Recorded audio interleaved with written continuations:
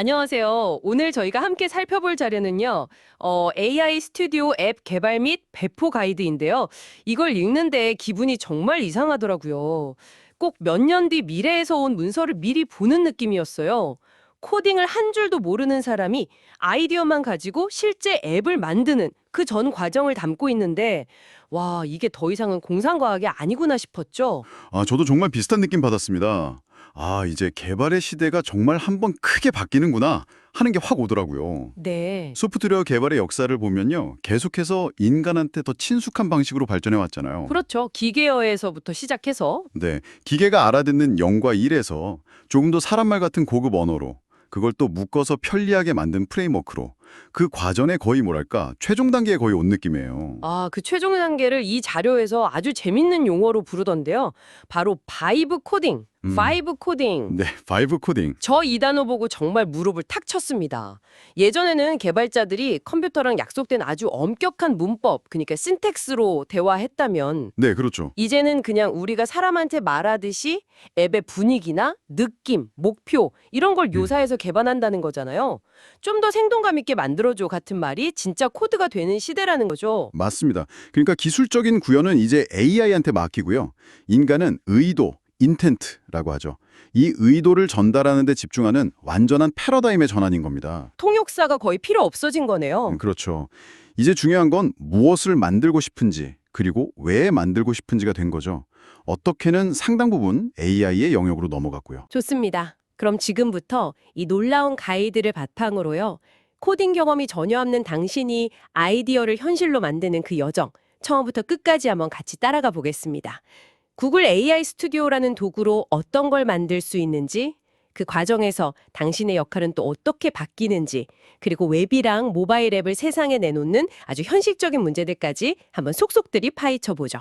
자, 그럼 제일 먼저 도구부터 좀 알아봐야겠죠? 네, 연장부터 챙겨야죠. 이 가이드를 보니까 뭐 버텍스 AI, 파이어베이스 스튜디오 이름이 너무 많아서 헷갈리더라고요. 맞아요. 근데 비개발자인 우리의 출발점은 명확하게 딱 하나다. 이렇게 짚어주던데요. 바로 구글 AI 스튜디오. 네, 그게 중요해요. 자신의 현재 위치를 딱 아는 거예요. 제공된 표를 보면 이 세 가지 도구의 역할이 명확하게 구분되거든요. 네네. 구글 AI 스튜디오는 코딩이 아예 필요 없는 완전한 노코드 환경이에요. 아이디어를 빠르게 그냥 눈에 보이는 결과물로 만드는 일종의 스케치북 같은 곳이죠. 스케치북. 네. 여기서 가능성을 확인한 다음에 여기에 데이터베이스를 붙여서 좀 더 본격적으로 하고 싶다 하면 약간의 코드 수정이 필요한 로우 코드 도구 파이어베이스 스튜디오로 넘어가는 거고요. 버텍스 AI는 전문가들을 위한 프로코드 영역이니까 지금은 그냥 잊으셔도 좋습니다. 그러니까 우리는 일단 가장 쉽고 빠른 길인 AI 스튜디오에서 시작하면 된다 이 말씀이시네요. 근데 저는 처음에 그냥 제민이라는 AI 하나가 북치고 장구치고 다 하는 줄 알았어요. 그렇죠. 보통 그렇게 생각하죠. 근데 가이드를 보니까 그게 아니더라고요. 마치 전문 개발팀처럼 각자 역할이 딱 나뉜 AI 어벤져스 팀이 있는 느낌이었어요. 그거 아주 정확한 비유입니다. 예전엔 개발자 한 명이 프론트엔드도 하고 백엔드도 하고 디자인도 고민했다면 이제 AI가 그 역할들을 나눠서 맡아주는 거죠. 효율을 극대화하기 위한 분업 구조라고 보시면 돼요. 팀의 리더이자 두뇌는 단연 제미나이 3 프로더라고요. 네. 복잡한 추론 능력이 있어서 앱의 전체 설계도를 그리는 역할을 맡아요. 예를 들어 제가 그냥 반려동물 산책 기록에 만들어줘 이렇게 좀 모호하게 던져도요. 음. 그럼 날짜, 시간, 경로, 사진을 저장할 데이터 구조가 필요하겠구나 하고 전체 뼈들을 설계하는 그런 총괄 아키텍터인 셈이죠. 제미나이 3 프로의 진짜 무서운 점은요. 단순히 똑똑하다는 걸 넘어서요. 대화의 맥락을 아주 길게 기억한다는 거예요. 기억력. 네. 우리가 앱을 만들어가면서 나누는 그 수많은 대화를 전부 기억하고 있어요. 그래서 나중에 제가 아까 말했던 거 사진 올리는 기능 말이야. 필터 좀 추가해줘. 이래도 다 알아듣고 일관성 있게 작업을 해주는 거죠. 와. 마치 몇 주 동안 같이 일한 동료 개발자 같아요. 그리고 실제 서비스가 돌아갈 때 활약하는 행동대장도 따로 있더라고요. 속도와 효율을 담당하는 제미나이 2.5 플래시 모델. 네. 사용자가 앱에서 버튼을 누르거나 메시지를 입력했을 때 0.1초 만에 반응해야 하는 것처럼 아주 빠른 응답이 필요할 때 이 모델이 나선다고 해요. 개발할 땐 프로가, 서비스할 땐 플래시가 활약하는 거네요. 맞습니다. 뇌는 천천히 깊게 생각해야 하지만 손발은 빨라야 하잖아요. 딱 그런 역할 분담이라고 보시면 돼요. 덕분에 복잡한 기능을 구현하면서도 사용자 경험은 아주 쾌적하게 유지할 수 있는 거고요.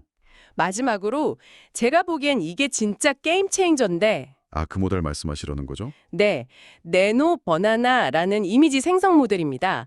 솔직히 비개발자가 앱 만들 때 가장 막막한 게 디자인이잖아요. 그렇죠. 그게 제일 큰 벽이죠. 개발은 어떻게 AI한테 물어본다 쳐도 이 허접한 아이콘, 밋밋한 배경화면은 어떡하지? 이런 순간이 꼭 오는데 네. 이걸 해결해 준다는 거잖아요. 미래도시 스타일의 고양이 로고 만들어줘 하면 뚝딱 만들어주니까요. 바로 그 지점이 바이브 코딩의 개념을 완성시켜주는 겁니다. 앱의 기능뿐만 아니라 시각적인 느낌, 그러니까 바이브까지도 자연어로 지시해서 통일성 있게 만들 수 있게 된 거죠. 아, 전체적으로 미니멀하고 차분한 느낌으로 가죠. 이 한마디에 기능하고 디자인이 같이 움직이는 겁니다. 기술과 예술의 경계가 무너지는 순간이죠. 와, 이 엄청난 AI 어벤져스 팀과 함께라면 도대체 뭘 만들 수 있을까?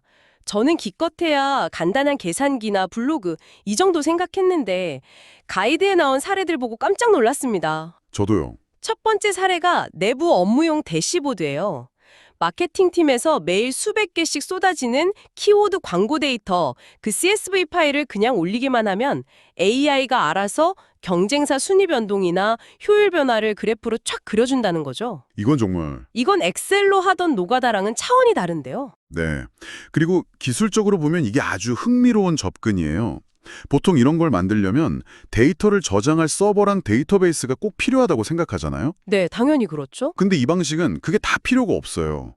제미나이한테 사용자가 올린 CSV 파일을 자바스크립트로 직접 읽어서 분석하고 그 결과를 차트.js 라이브러리로 예쁘게 그려줘. 이렇게 시키는 거예요. 아, 모든 계산이 사용자의 웹브라우저 안에서 일어나니까 서버 비용도 없고 구조도 아주 단순해지는 거죠. 와, 상상도 못한 방식이네요.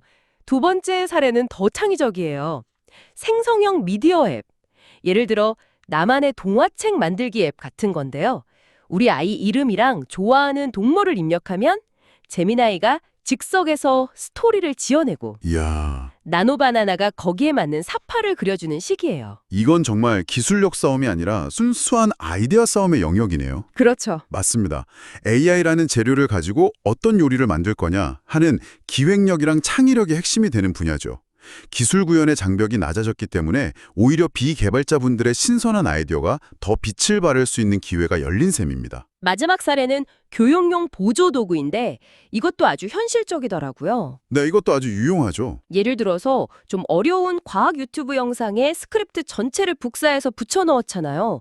그럼 AI가 핵심 내용을 완벽하게 이해한 다음에 그걸 바탕으로 객관식 퀴즈를 자동으로 만들어주는 학습 도구예요.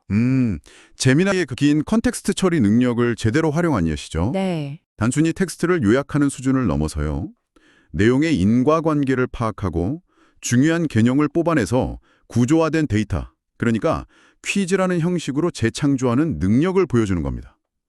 이걸 사람이 하려면 영상 하나에 몇 시간은 걸릴 일이죠. 이렇게 들어보니까 정말 못 만들 게 없겠다 이런 생각이 드는데 그럼 여기서 질문이 하나 생깁니다. AI가 코드를 다 짜주면 나는 대체 뭘 해야 하는 걸까요? 아, 그 질문이 나올 줄 알았습니다. 그냥 아이디어만 던져놓고 팔짱 끼고 구경만 하면 되는 건가 싶었는데 이 가이드를 보니까 절대 그게 아니더라고요. 그렇죠. 역할이 사라지는 게 아니라 완전히 다른 역할로 바뀌는 겁니다. 이 가이드의 표현을 빌리자면 영화 촬영장에서 대본을 한 줄 한 줄 쓰는 작가였다면 이제는 배우와 스태프들에게 방향을 지시하고 전체 그림을 만드는 감독이 되는 것에 가깝습니다. 감독이라 와 멋진 표현이네요. 그 감독이 해야 할 새로운 핵심 업무가 세 가지 있다고 하던데요. 첫 번째가 메가 프롬프트 설계.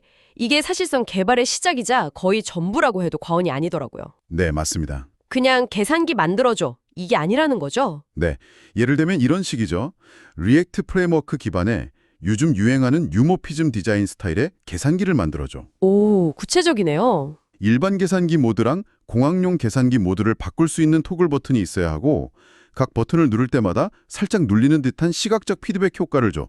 이렇게 앱의 설계도 전체를 아주 구체적이고 논리적인 자연어로 작성하는 일입니다. 거의 뭐 제품 요구사항 명세서를 쓰는 거네요. 똑같습니다. AI가 길을 잃지 않도록 명확한 지도를 그려주는 능력. 이게 새로운 핵심 역량이 되는 겁니다. 호라, 로그인 버튼이 너무 작은데? 라거나 모바일 화면으로 보니까 글씨가 다 깨지네? 같은 문제점을 찾아내는 거죠. 네, 그리고 그걸 다시 자연어로 지시해서 수정하고요. 그렇죠. 이게 정말 편리한 게 예전 개발자들은 버튼이 왜 2픽셀 오른쪽으로 갔지 하면서 코드 수백 줄을 뒤졌거든요. 아, 상상만 해도. 이제는 그냥 화면 캡처해서 이거 왼쪽으로 좀 옮겨줘 하면 끝나는 시대가 온 겁니다. 정말 격세지감이죠. 코드를 읽는 능력이 아니라 좋은 사용자 경험, UX를 알아보는 눈이 더 중요해졌습니다. 마지막 세 번째 업무는 자산 생성 및 통합. 아까 말한 그 나노바나나 모델을 적극적으로 활용하는 건데요. 네, 우리 앱 로고 만들어줘. 웹사이트 탭에 들어갈 작은 아이콘, 파비콘도 만들어줘. 이렇게 요청해서 결과물을 받고 이게 앱의 전체적인 바이브랑 잘 어울리는지 판단해서 적용하는 일입니다. 디자이너랑 아트 디렉터 역할을 동시에 하는 거네요. 네. 그렇습니다. 기능적 완성도뿐만 아니라 심미적 완성도까지, 그러니까 제품의 모든 측면을 책임지는 제품 아키텍터가 되는 겁니다. 기술적 구현에 부담을 던진 대신에 제품 전체를 총괄하는 더 큰 책임과 권한을 갖게 되는 거죠. 좋습니다. 그럼 이제 이 새로운 감독이 되어서 실제 웹 앱 하나를 만들어 배포하는 과정을 한번 따라가 보죠. 자료를 보면 이 과정이 일방적인 지시가 아니라 AI랑 계속 대화를 주고받는 순환적인 과정이라고 강조하더라고요. 네, 크게 3단계로 나눌 수 있습니다. 1단계는 프로젝트 시작과 메가 프롬프트 작성이에요. AI 스튜디오의 빌드 모드에 들어가서 복잡한 로직을 제대로 이해시키려면 반드시 제미나이 3 프로 모델을 선택하는 게 중요합니다. 아, 모델 선택이 중요하군요. 네, 그리고 프롬프트를 쓸 때 1. 사용자가 접속하면 파일 업로드 버튼이 보인다. 2. 파일을 올리면 로딩바가 나타난다. 3. 분석이 끝나면 3개의 차트가 화면에 등장한다. 이렇게 일의 순서대로 번호를 붙여서 묘사하는 연쇄적 사고 기법을 쓰면 AI가 훨씬 잘 알아듣습니다. 그리고 2단계, 여기가 바로 이 새로운 개발 방식의 심장부인 바이브 코딩 루프네요. 네, 일단 AI가 만들어준 첫 번째 결과물을 보고 그때부터 진짜 대화가 시작되는 거죠. 관찰, 평가, 지시, 재생성, 이 사이클을 계속 돌리는 거예요. 맞아요. 배경이 너무 밝으니까 다크 모드로 바꿔줘.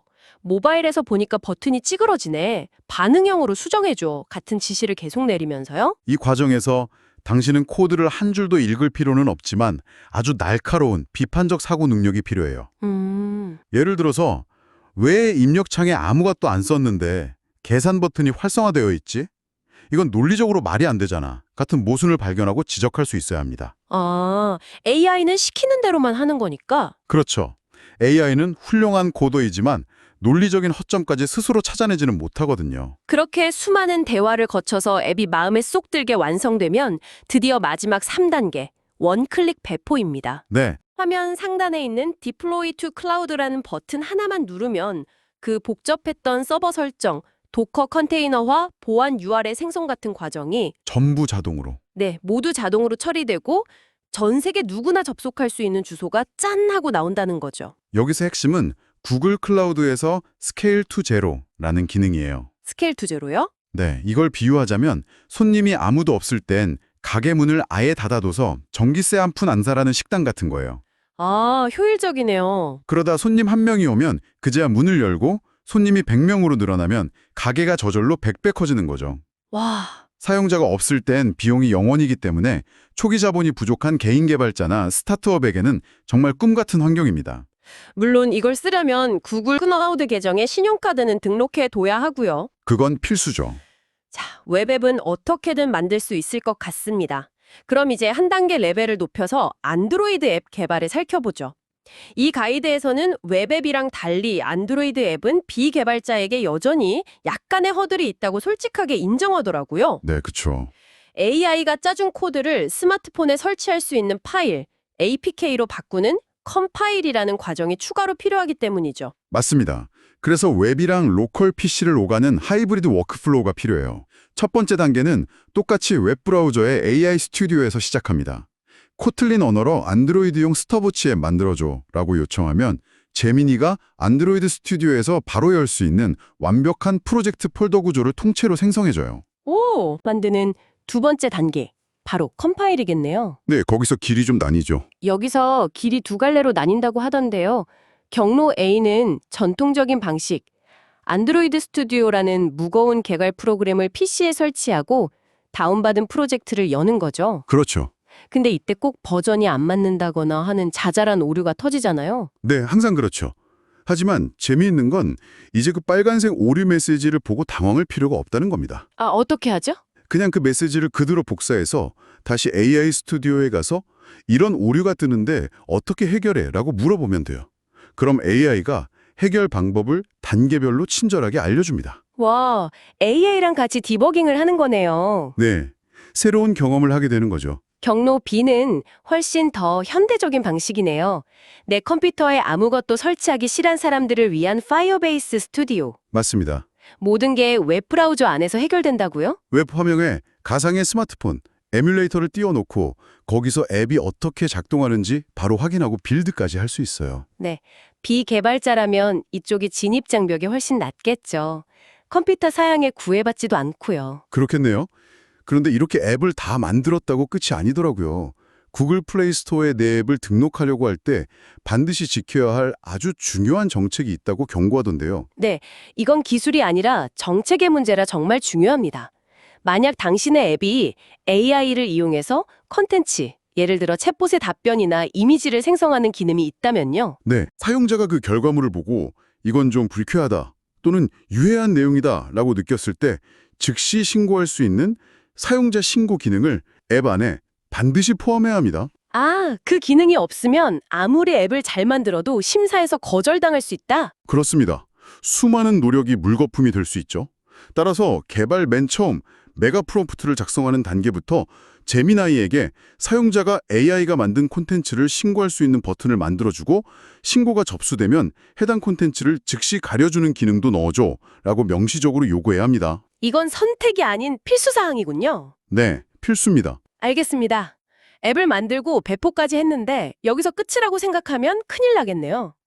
이 가이드 마지막 부분에서는 이걸 모르면 나중에 반드시 후회한다고 경고하는 듯한 몇 가지 현실적인 함정들을 짚어주던데 그게 뭐였죠? 네, 성공적인 런칭을 위해 꼭 챙겨야 할 숨겨진 과제 3가지입니다.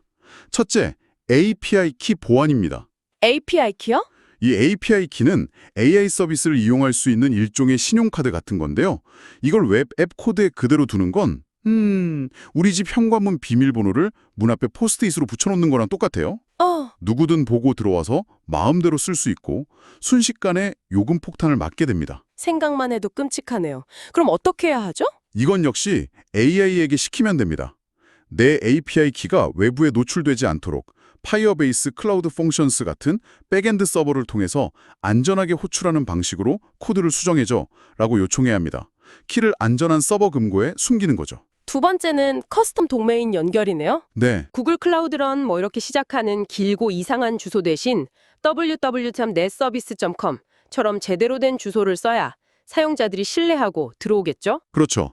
이 과정에 필요한 DNS 설정 같은 복잡한 작업도 어떻게 하는지 제미나이에게 물어보면 단계별로 다 안내받을 수 있다고 합니다. 마지막으로 가장 현실적인 문제인 비용 모니터링이요.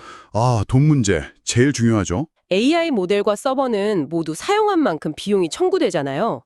내 앱이 갑자기 인기를 끌어서 사용자가 몰리면 기분은 좋겠지만 다음 달에 수백만 원짜리 청구서를 받을 수도 있는 거니까요. 네.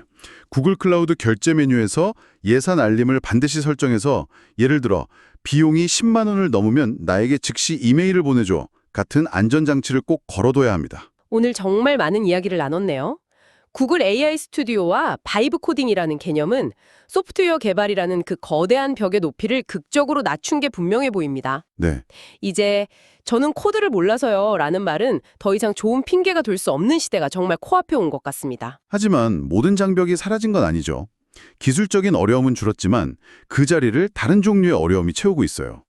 명확한 비전을 제시하고 AI의 결과물을 날카롭게 비판하고 검증하며 보안과 비용 같은 운영 문제까지 책임지는 제품 아키텍처로서의 기획적, 관리적 난이도는 오히려 훨씬 더 높아졌고 중요해졌습니다. 맞습니다. 이 가이드가 우리에게 던지는 궁극적인 메시지는 결국 이것 같아요. 이제 개발은 코드의 문법 에러, 신텍스 에러와의 싸움이 아니라 당신의 아이디어 속에 숨어있는 논리적 허점, 러지컬 펠러시와의 싸움이 될 거라는 것. 당신의 생각이 얼마나 체계적이고 명확한지 AI라는 거울을 통해 시험받는 시대가 이제 막 시작된 셈입니다.